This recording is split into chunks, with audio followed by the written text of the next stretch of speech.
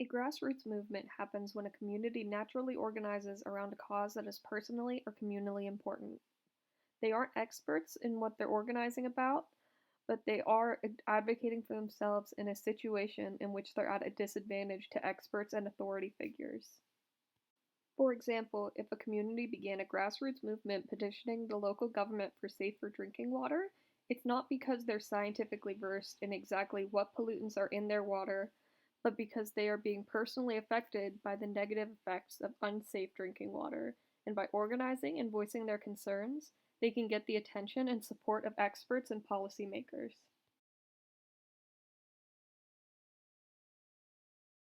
Modern American social policy has historically been built on traditions of investigative journalism and grassroots movements started by common people. This can be traced back to the McGregor journalists of the Progressive Era, who exposed wrongdoings in industrial society and brought it into mainstream attention in order to rally for change. Descriptions of the exploited meatpacking worker in the early 1900s Chicago by Upton Sinclair in his novel The Jungle created shockwaves through American society. While failing to stir concerns about human rights violations as the author had hoped, he caused such disgust about meat contamination that the Pure Food and Drug Act was passed in 1906. This is perhaps the most well-known example of legislation that was introduced due to muckraker journalism. You'll notice that none of these people have been social workers or policymakers.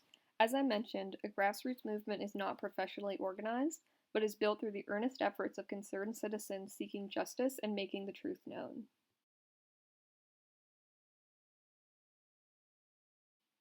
As an illustrative example, today we'll examine the Love Canal disaster and the movement that led to the Superfund Act.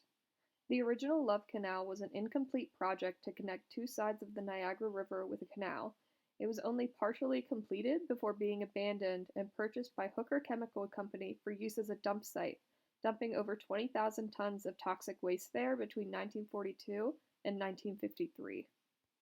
Hooker Chemical then sold this land to the Niagara Falls School Board for $1 and signed an extensive contract excusing them from any possible liability for the disposed chemicals. Two schools, several neighborhoods, and a highway were built on top of the toxic dump. Developers were not warned about existing hazards, so no contamination monitoring took place during construction. Starting in the 1970s, chemicals began seeping through the ground and into basements and school playgrounds. The rate of birth defects and miscarriages in Love Canal spiked suddenly, as well as rates of diseases such as asthma and epilepsy. It would eventually be found that children had chromosomal damage due to exposure to carcinogens like dioxin.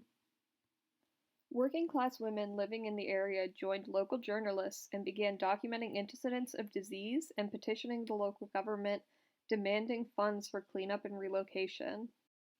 A key organizational figure in this movement was Lois Gibbs, a mother and member of the local homeowners association who became concerned when her son became sickly due to chemical exposure at his school. She spoke to hundreds of other people in town and started the Love Canal Parents movement. After being initially dismissed by New York state officials, the State Department of Health recommended all young children and pregnant women evacuate the area and be relocated. Following this, President Jimmy Carter declared a federal emergency and granted millions of dollars of funds to relocate Love Canal residents from their toxic homes and to clean up the area for future safety. Following this declaration, the federal government passed the Superfund Act, which guaranteed funds for emergency toxic cleanups in the future. It also gave the APA power to fine those responsible for the uncontrolled waste and to force them to cooperate in the cleanup effort. What started as corporate neglect and turned into a disaster became a landmark in history for environmental legislation and set a new precedent for the government to hold companies accountable when their reckless actions endanger the public. This couldn't have been possible without the bravery and perseverance of the people living in Love Canal. It doesn't take massive political sway or scientific expertise to champion for change and justice. When people organize and spread awareness in their communities, or make information about an injustice widely available to the mainstream, it can begin a movement powerful enough to make governments act.